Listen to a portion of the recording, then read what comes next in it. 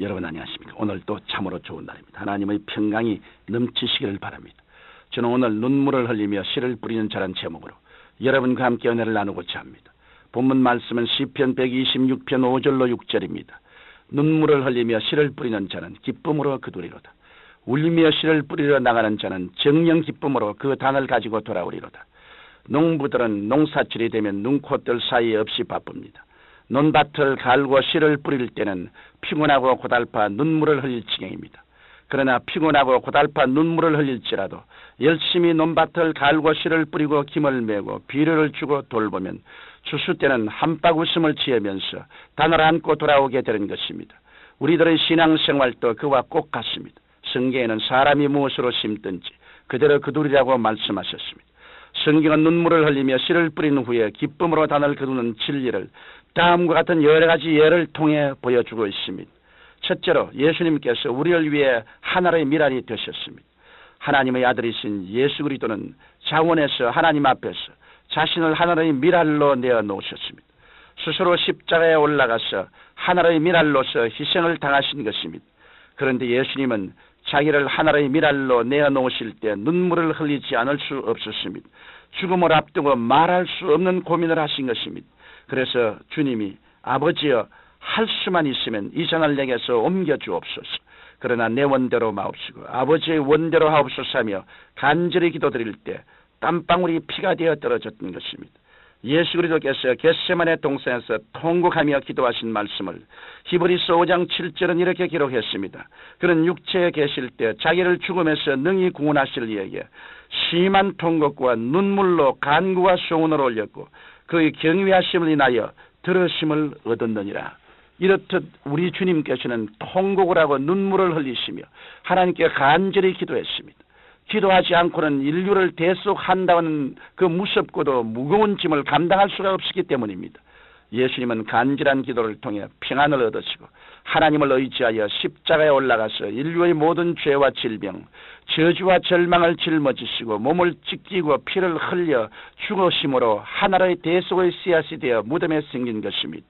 그 예수님은 3일 동안 무덤에 계시다가 부활하셔서 인생의 첫 열매로서 새롭게 일어나셨습니다. 이제 예수 그리스도는 구원의 열매를 맺는 생명의 포도나무가 되신 것입니다. 그 오순절 날에 하나님께서 성령의 단비를 부어주셨습니다. 그러자 부활의 줄기에서 온 천하에 구령의 열매가 맺혀지기 시작한 것입니다.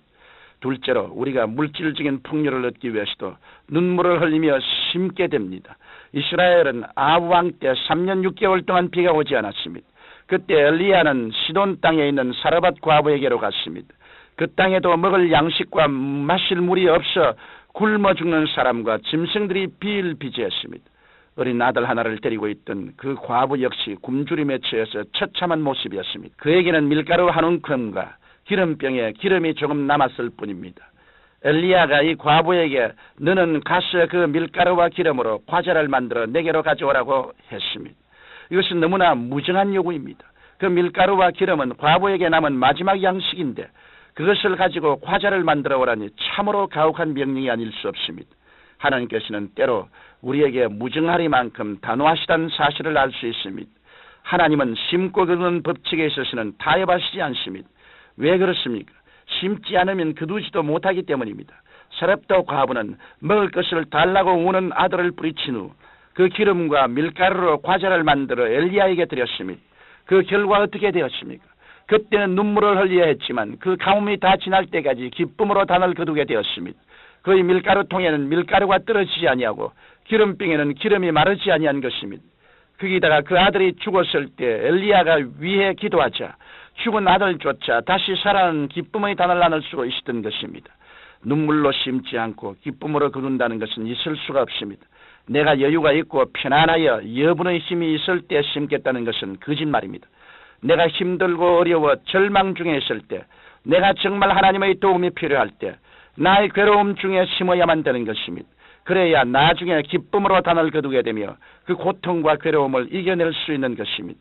셋째로, 그러면 이러한 열매 맺는 원리를 우리가 어떻게 실천할 수 있을까요? 먼저 우리는 우리의 삶 속에 끊임없이 늘 씨앗을 준비해야 합니다.